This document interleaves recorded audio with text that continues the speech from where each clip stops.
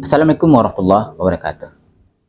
Sahabat hak qotokati, anggaplah kita hari ini dalam kondisi suci, bersih dari noda dosa, kemudian melimpah ruah atas pahala yang kemudian Allah berikan selama bulan Ramadan. Karena usai Ramadan, puasa Ramadan telah selesai, zakat fitrah telah kita tunaikan, amalan sunat telah kita laksanakan. Lalu apakah kemudian kita hanya mencukupkan ketaatan kita hanya sampai batas itu, dengan anggapan bahwa itu sudah pasti diterima oleh Allah SWT? Walaupun sebenarnya kita tidak tahu mana amalan yang kemudian Allah terima di sisinya.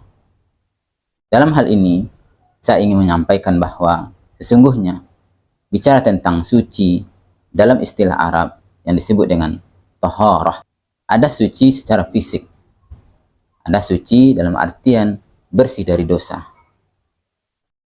Kalau suci secara fisik, lahiriah bisa kita bersihkan dengan berwudu, mandi, atau mensuci, atau membasuh apa-apa yang kemudian tampak kelihatan secara fisik itu adalah kotor. Lalu bagaimana kemudian kalau itu kotor secara batinnya yang tidak kelihatan secara zahir? Tentu hal ini hanya bisa dibersihkan dengan cara melaksanakan perintah-perintah Allah, mentaati Allah, yang pada akhirnya kita kemudian merasakan kelegaan, hilangnya beban batin. Jika sudah demikian, lalu terasalah bagi kita bagaimana enaknya hidup dalam mentaati Allah Subhanahu wa Ta'ala. Allah pun insya Allah akan menjauhkan kita dari keinginan-keinginan untuk berbuat dosa. Lalu akankah kita berhenti sampai di situ? Tidak.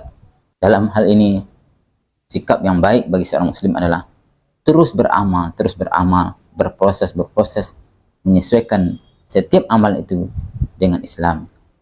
Kenapa? Karena hanya dengan Islamlah kemudian apa yang kita lakukan, perintah-perintah Allah yang kita lakukan, itu dianggap sebagai nilai ibadah di sisinya.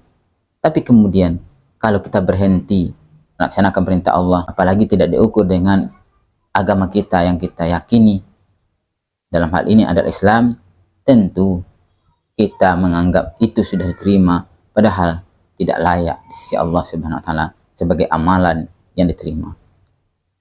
Maka kesucian yang kita harapkan, yang kita dambakan, jaga, kita laksanakan.